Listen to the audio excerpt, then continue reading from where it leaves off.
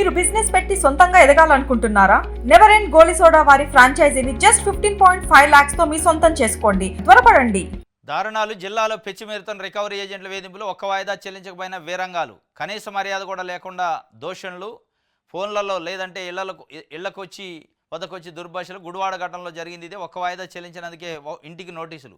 మనస్తాపం చెందిన auto driver Satyababu పరువు పోయిందని పోస్ట్ చేసి ఆత్మహత్య చేసుకున్న పాపం. నిన్న ఆటో డ్రైవరు 30 సంవత్సరాల వయసు 1,50,000 రుణం తీసుకుంటారట విస్తార ప్రైవేట్ బ్యాంకు నుంచి. జనవరి నెల వాయిదా 5వ తేదీని చెల్లించాలి. భార్య అనారోగ్యంతో ఉందని ఒక 4 రోజులు లేట్ అయింది. ఏం కొంపల మునుగుతున్నాయా? డైరెక్ట్గా వచ్చి నోటీస్ అంటించిండట. పరువు గల కుటుంబం అని ఉంటుంది. మనస్తాపాన్ని చెంది ఆత్మహత్య చేసుకుంటే ఇలా కుటుంబం రోడ్డు పడది. ఆ బ్యాంకు జాతిద్దే, ఆ ఫైనాన్స్ వాడు జాతడా, కొడుకుల్ని మొత్తం క్రిమినల్ కేసులు పెట్టి మొత్తం మూసేయాలి సంస్థలే. మానవత్వం లేనోడు ఎట్లా నడుపుతాడు ఫైనాన్స్ సంస్థలు? కనీసం ఉండాలి కదా.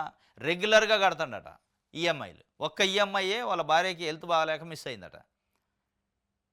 కనీసం ఎగ్జామ్షన్ ఇవ్వాలి, ఒక నెల ఇవ్వకుండా డైరెక్ట్ ఇంటికి వచ్చి నోటీస్ అంటించిపోతే ఈ నోటీస్ చూసి పబ్లిక్ నోటీస్ కదా, ఇక బాధపడి వెంటనే సూసైడ్ నోట్ రాసిండట.